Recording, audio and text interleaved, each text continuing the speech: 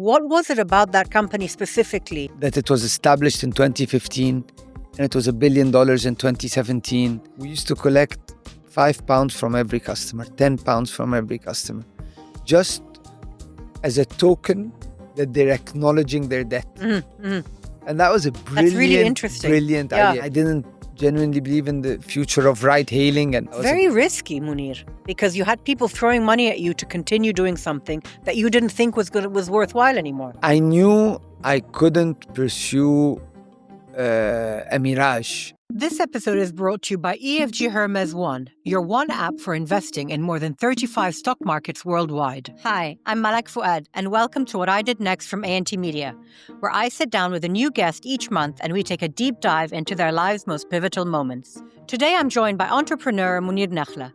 Mounir is the founder and CEO of MNT-Halan, Egypt's first unicorn and a leading fintech company in the region. The company has served over 8 million customers and recently expanded into Turkey, the UAE, and Pakistan. Mounir began his career working with his uncle, Dr. Mounir Nakhla. Many of you will remember that Dr. Mounir was a guest on What I Did Next when he joined me last year, and he talked proudly about his nephew. Mounir went on to launch his first company in 2010, which made him realize the true potential of microfinancing and unlocking economic potential for the unbanked and underbanked in emerging markets. This is what led him to co-found MNT-Halan in 2021 with Ahmed Mohsen. Mounir is an old friend, and I always knew that he was incredibly disciplined and routine-based, and I wasn't at all surprised to see this translate into his CEO role as well. Mounir's career path has shown perseverance and a willingness to take calculated risks, trusting his instinct even when others counsel him otherwise. All these qualities have made MNT-Halan a massive regional success story and mean that the business community will continue to watch the company and Mounir closely for many years. You've done a lot of interviews in the last couple of years, specifically, where you've gone into a lot of detail about how Halan started, what your origin story is. But I'd like you to give a bit of a synopsis on just your sort of your childhood. You were in school in Egypt and then you went to university also here, and then you did a master's in London, right? No. I went to school here, Alson School. Yep. And then I went to the UK. I did my A-levels. I went to a tutorial college in Oxford. I didn't know that. You did your A-levels there? I did my A-levels in Oxford. Why? It sounds really cool when I say why? Oxford, the A-levels. It was just the A-levels. Just some A-level college. A-level college. But why didn't you finish here? I did finish here. I could have gone to the AUC, but in order to go to a university in the UK, I needed to do A-levels. And why was that a track that you wanted to pursue? Why didn't you? Because everyone of our generation did AUC. I have to admit, it must have been my mother. Okay. And she really pushed me to study abroad, and it's probably because of her brother who studied in the US in the 70s. They encouraged you to do that? They encouraged me to do. And was it a good call? It was a brilliant call. It was a very risky call. Why? It was very risky. Why? In what way? You're young, teenager, exposed to all sorts of things. Naughty things. And very naughty things, and saved by the bell. Yeah. Well, you mentioned your uncle. So your uncle, of course, is an alumni of my show. Old family friend, and I know that for you he's a huge role model. Tell me about his influence on you, because I know that his line of work with the ecology and environment and microfinance, you began working with him, and that was an area you thought you'd be staying in. But tell me about him as an influence on you personally. My uncle is a very special person who's marked my life from the onset. So when I was still doing my undergraduate dissertation, he's the one who pushed me to do it on the impact of microfinance. And I scored really well on that dissertation. And he's the one who pushed me to travel Egypt's governorates, see microfinance institutions. I also spent about 7-8 years working very closely with him in Siwa, Ecolodge, where I got to know him extremely well. And a lot of the values he has in life have inspired me. So when I did my master's degree, I did it in environment and development. And when I went to him, I said, I want to do it in environment. And he said, no, no, no, no. What environment? You should also consider development. And that's what gave me a deeper perspective on the bottom of the pyramid in different countries, how they act, how they react. And it's what really brought me into the field of microfinance. And did you think when you finished your degree, you began working with him, didn't you? I did. Yes. Did you think that that would be your path? That you'd be with him and that you'd be within his business? So it's very strange. As I grew in my formative years, I didn't think too much ahead. Yeah. I was really man of the moment. Yeah. I was enjoying life. I was enjoying whatever I was doing, and I didn't think what I'd be doing next. Yeah. And But that's a trait of being young, right? It is a trait I mean, of that's being a good young. thing. So I worked with him in Siwa Oasis. I enjoyed my trips there. I enjoyed spending a lot of time in the oasis of Siwa. One of the things he taught me to do, I have to admit, is write. Oh, really? And through his guidance in writing, I don't write very well, but at least I write in a structured manner. And within that process, there was a lot of critical thinking being taught. So so I think he guided me in that direction as well. And then what changed for you? Why did you decide, actually, I want to go more into a business line? No, I've always been much more commercial than he has been. No, I think that my story is a continuation of his story. So very, very early on, when I was establishing one of consulting and helping the establishment of the first microfinance company in Egypt, I knew outright that this is not what I should be doing. We should be doing our own company. I see. When I moved into ecotourism with him, I negotiated a big deal with one of the developers in Egypt to raise funds and open 6 eco lodges and go international. Right. So I've always been much more entrepreneurial and Yes. more private sector oriented.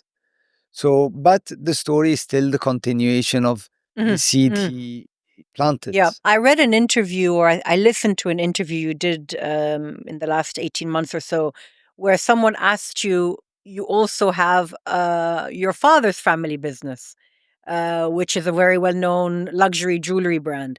And the person asked you, why didn't you go into your other family business? And you said that your father didn't want you to. That's true. Yeah. So you had options in front of you, but you decided to go on your own. So I had gone on my own way before all that. So I was trading in seeds and herbs and exporting, and I did a company with a few friends of mine, and we were importing wheat and selling it to the government. I was hustling right, left, and center. So that has always been in my DNA. When life became a bit too expensive for me, I called up my dad and I told him, listen, I think I can join your jewelry business. And we opened 20 stores and we go international and we brand it. And he thought I'd do much better in other fields and sectors. And he was right. It's funny how there's always that one person that sees the right path for you, I feel. I have that in my own life, and we think that that's a path for us, but then they say, no, you should be going that way. And when you look back, it's correct. I think having a mentor is extremely important. Yes. Because in different ages, there are different decisions to be made. And having someone who has walked that road before you, they know where the bumps are, where the openings are, what challenges you'll have. So having a mentor is extremely important. And for you, who would that be? Does that change with time, by the way? I don't think it's a fixed person. I think you might have someone when you're younger, and then that evolves with time, I think, as well. Yes. So I've had different mentors at different stages in life. Some were friends, some are family, some are extended family. So I've had many people I've consulted throughout my journey, and I still consult. Do you want to give a few names? Or who comes to mind? So at a young age, I consulted my friends. Muhammad Kamel is a name that comes to mind very quickly. Ashraf Zaki is another person.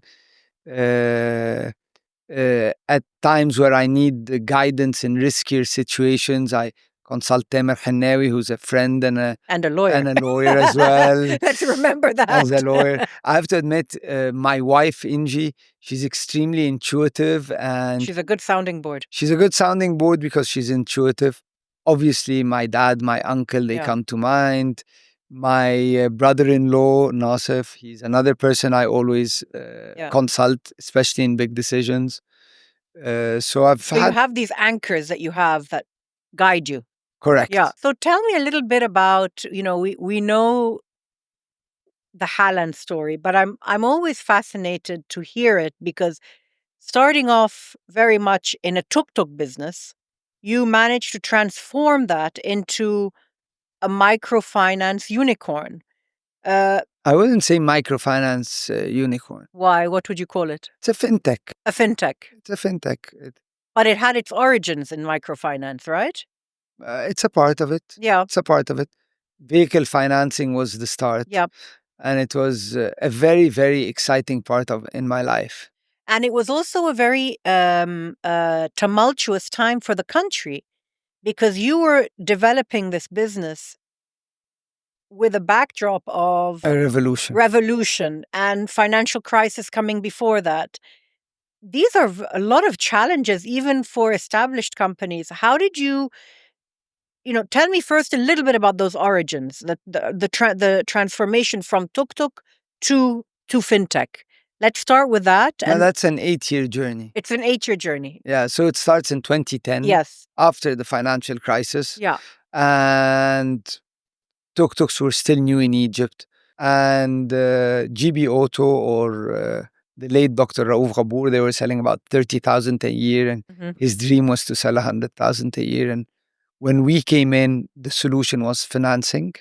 And when Dina called me and said, listen, we want you to do financing to the three-wheelers, I thought outright it's a brilliant idea because there's an asset, it's asset-backed, it's revenue-generating.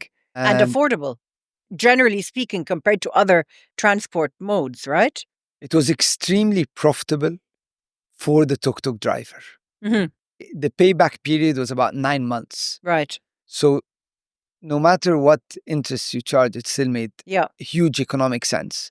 And you're improving their lives because they're generating income. The first few who bought tuk-tuks from us, a few years later, they had 5-6 tuk-tuks operating. So it just showed that it was extremely profitable. And really what worked really well for me then was that the market was ripe. It was a blue ocean. There wasn't anyone else doing it at the time.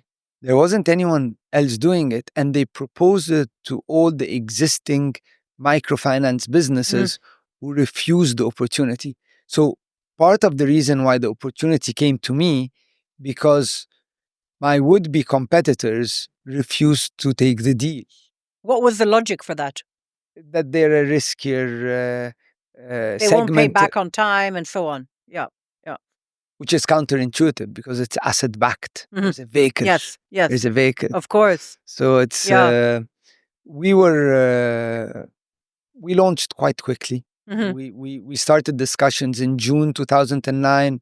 We had an SHA signed in October. We had a company formed in 31st of December 2009. My son was born 10th of January. We sold the first tuk-tuk 15th of March. You have these dates imprinted in your head. Imprinted. Yeah. I remember it. Of course. Yeah. March 2010, we sold 64 tuk-tuks.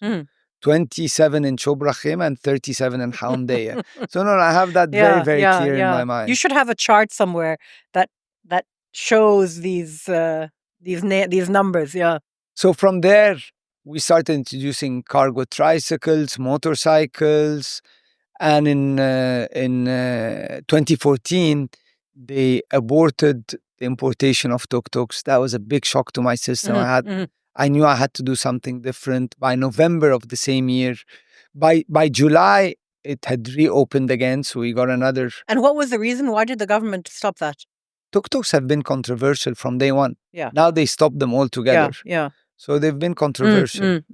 By July, we started selling tuk-tuks again. By November, the microfinance law was issued. 2 years later, we started doing micro enterprise loans. So at this point, you're paralleling microfinance with tuk-tuks. Two separate companies. They're two separate.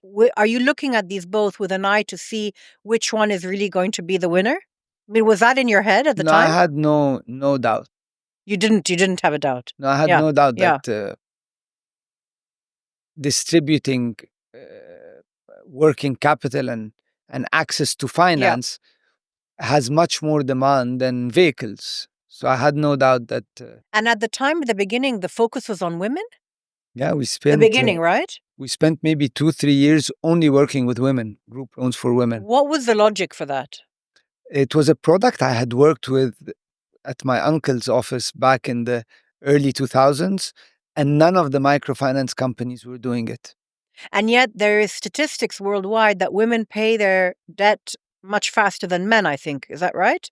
There is statistics Isn't that say right? that. Yeah. So maybe that was part of your... So at the time, it was the case up until COVID.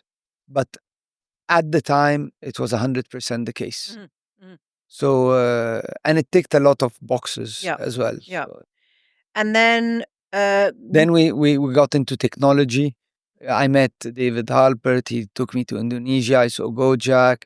It was $1 billion company. We were discussing evaluation. You've talked a lot about that. What was it about that company specifically? That it was established in 2015 and it was $1 billion in 2017. So the speed of that appealed to you? The signal was there's a new world, Mounir, and it's rooted in technology.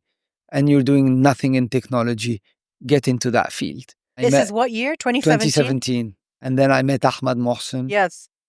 We co-founded Halan, mimicking Gojek. And at the time in Egypt, companies were not using technology in this area at all? That was the beginning of the quantitative easing in the US, extra cash, VCs forming, investing into startups.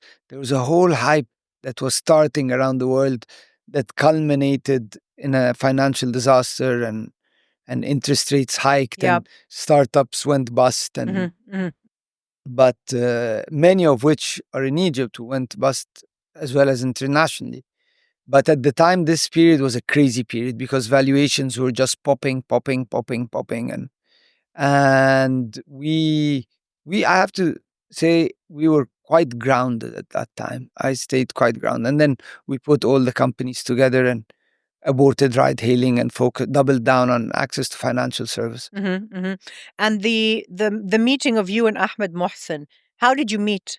So through someone who helped me find Ahmed. You were looking for someone with a technology background. Correct. And then he came extremely highly recommended by some of the local venture capitalists. And that's how it... And now you both work side by side. Very close. And it's clear cut, the roles. You're much more business sort of expansion, and he's very much still on the technology advancement side. We work very closely together. We work very well together. We usually see eye to eye on most things, and when we don't, we manage to push things forward in the right way. And so you developed what is now Halan as we know it. We developed a friendship. I think that's what we really developed. Yeah. After the break, Mounir tells me how he shifted from being a micromanager to becoming a delegator. We end our conversation as always with the lightning round, so stay tuned. We'll be right back. This episode is brought to you by EFG Hermes One, your one app for investment across more than 35 stock markets worldwide. With EFG Hermes One, you can buy and sell orders in real time for immediate execution across multiple global markets. You can keep track of your favorite stocks by creating and customizing multiple watch lists and make informed investment decisions with their advanced technical analysis tools to study market trends and investor behavior. So supercharge your financial journey and download the EFG Hermes One app on the Apple App Store and on Google Play and start investing today. I want to switch gears a little bit, Mounir. I love switching gears. As a matter of principle, I like... It's good to keep it fresh. Let's switch gears. So you are now heading a company that is not young anymore, or is not the scrappy startup. You are now running an established company. How has your approach to your work changed from the early days? So I used to be a micromanager, and I stayed a micromanager for the longest time. Maybe I stayed a decade micromanaging the business. That's exhausting. It was extremely exhausting. Yeah. So I remember for the first few years, I was approving case by case. Wow. Case by case. I used to go home with a pack this big and this guy and who's his wife. Why would you do that? What was the logic? I wanted to make sure that we're disbursing to the right customers. But you didn't. You had couldn't entrust anyone. I was just going to tell you don't trust your team. It took me time. Yeah. It took me time. Yeah. But I was a micromanager. I knew the name of every branch manager I had. I used to tour the governorate. I used to choose the branches, the location of the branches. I used to design the marketing material. Even the first ad, I negotiated with the artist. I was micromanaging for the longest time. But that can only take you so far. Correct. So what I used to do is I used to micromanage and then think of all the variables that I used to do micromanaging. And then I would put it in a policy and then I'd institutionalize it. And then I'd go into the next area and the third area and the fourth area. I was lucky to have a team that were extremely dedicated.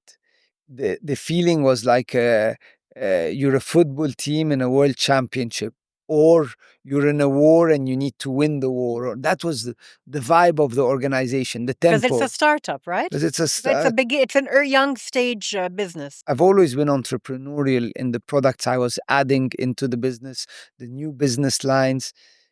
Some succeeded, many didn't, but we always gave it our all in every decision we made.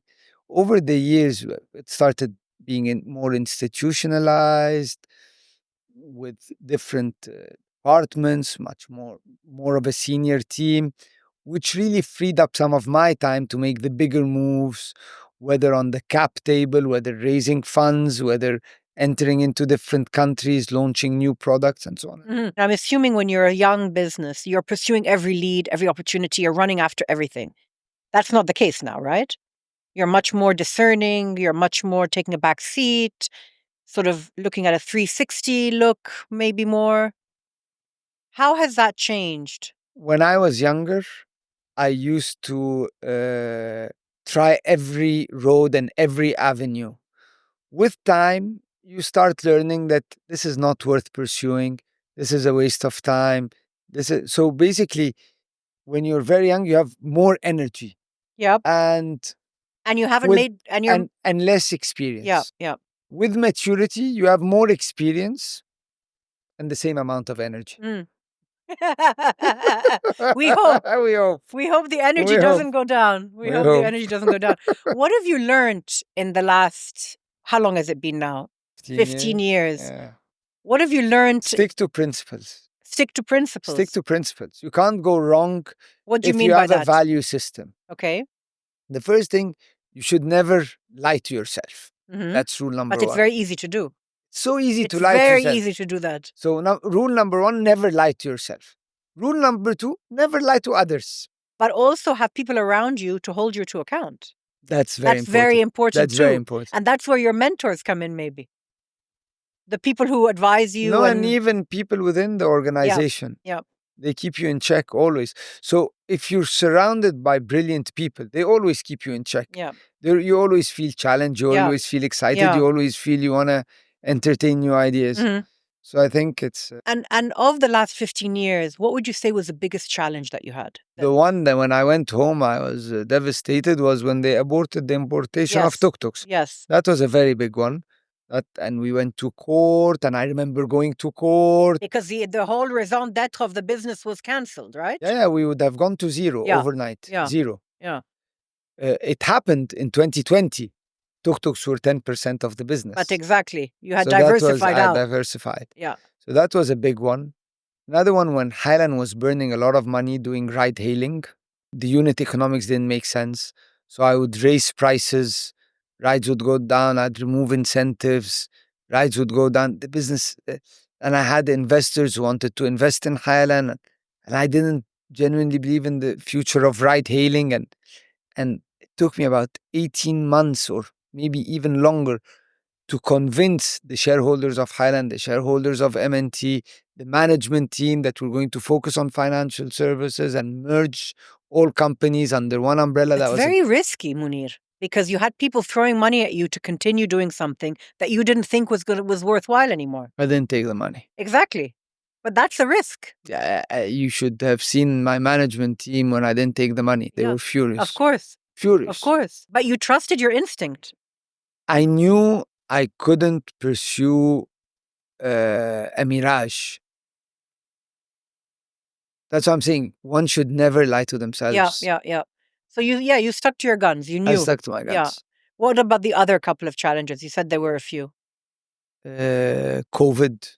COVID was a big one because overnight we lent a lot of people in the markets. Markets shut down. How do you manage that? And how do you get repayments? How do you manage that? Yeah. You know what we did? We used to collect £5 from every customer, £10 from every customer, just as a token that they're acknowledging their debt. Mm-hmm. And that was a That's really interesting. brilliant idea. Yeah. They said, and they wanted to do that probably. I wanted to do that. The customers probably wanted to do it too. The customers were relieved that we weren't collecting the installments from them, but instead we told them just pay any token. Yep. And by getting this token, when things calmed down, we were able to collect our money. That policy, Mounir, sorry, before you go on, also must have instilled a level of extra trust between them and you. That you were not forcing them into things that they couldn't manage. Certainly. So there's a loyalty that you built in there with your customers because it was a difficult time. That's true. We're very proud of the way we managed the COVID crisis revolution. Very proud to have. This is another. It was extremely stressful because it had been 1 year. I think we had 30 branches at the time, and we were calling on the landlines. Yes. So I brought people into the office on Saturday, which must have been the 29th of January. The next day of weekend, Friday. Yes. And I brought them into the office. We exchanged house numbers, and that was another stressful time. And these all happened at the beginning of the company's trajectory. This one was at the beginning. Yes. This one is at the beginning. And that's a very easy point for you to say, I can't do this. I'm walking away. Never. But it would have been acceptable to have done that because the situation was beyond your control. But a year down the line, we had 600 people working for us.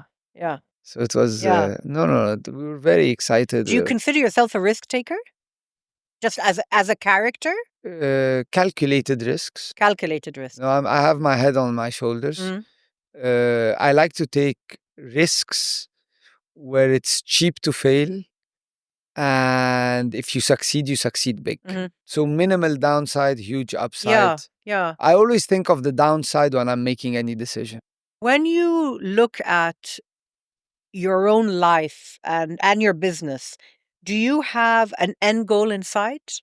Or are you the kind of person that thinks more in the present or in the short term as opposed to 15, 20 years down the line? For myself, to be happy and at peace. I think that's the ultimate goal, right? And to have no regrets. For the business to be extremely well established, self-propelling, and extremely competitive, adding value to its customers on a daily basis. Yeah. And is there for you something, do you have an exit strategy in mind for yourself out of the business? I don't think of exits. You don't No, think of it that I'm way? a builder. I'm a builder. Yeah. I like to build. Let's move on and look at a little bit your personal life or your well-being. I know well-being is a huge part of your day-to-day life. What do you do to relax? I take magnesium at night. And you sleep like a baby. We should all have magnesium. No, as a matter of principle, I think one should always focus on themselves. Yeah.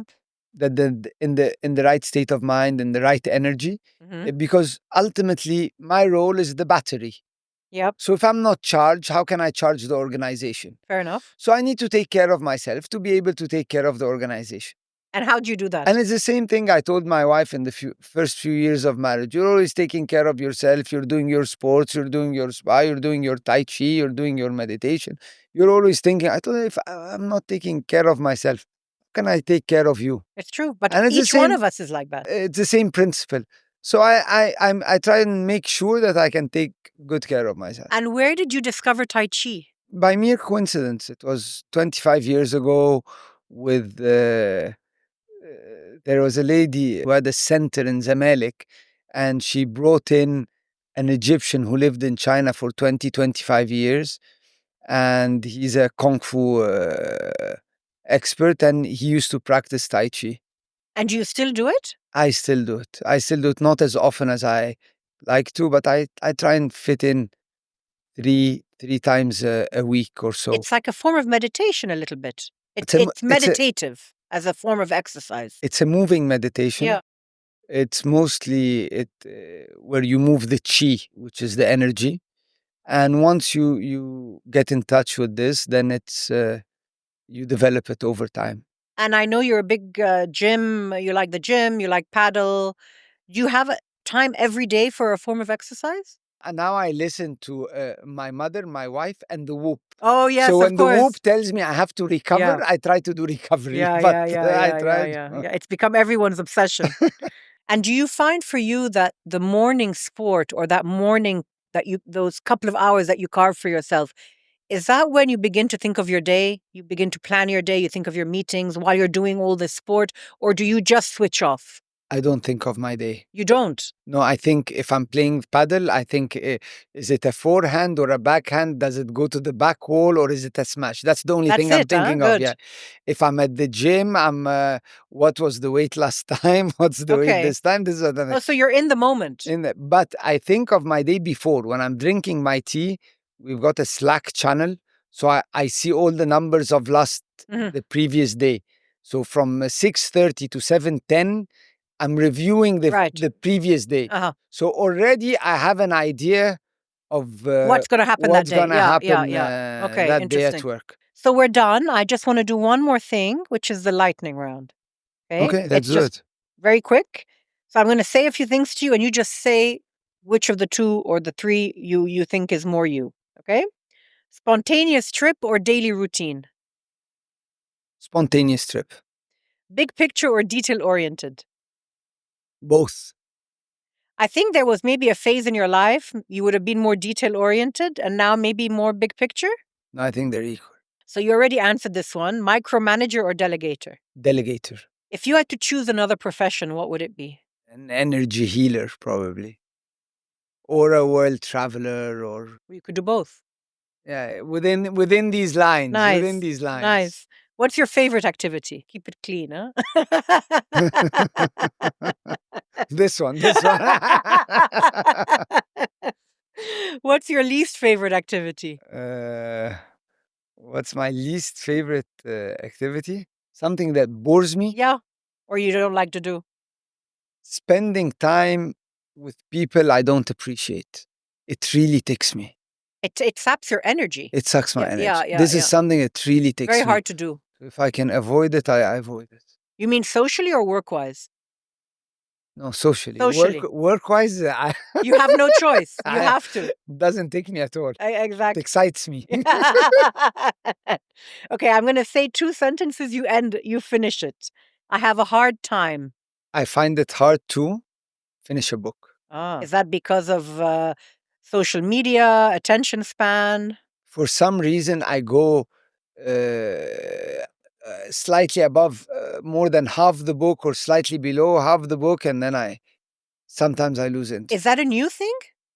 Because most people I know are losing that attention span, the ability to finish books, because the social media takes over. So the problem is if I take a gap of 10 days, it's very hard to go back to the book. Yeah. So if you lose that rhythm, you lose it. Last question or last statement. I get joy from nature. Lovely. That's true, actually. Yeah. Very nice. And children. Perfect. And dogs. Dogs. And the new dog. And dogs. عشان انجي بس لازم نزود I have الدوgs. to say and dogs. Thank you. I prefer horses, actually. Yeah. That was my conversation with Mounir Nakhla.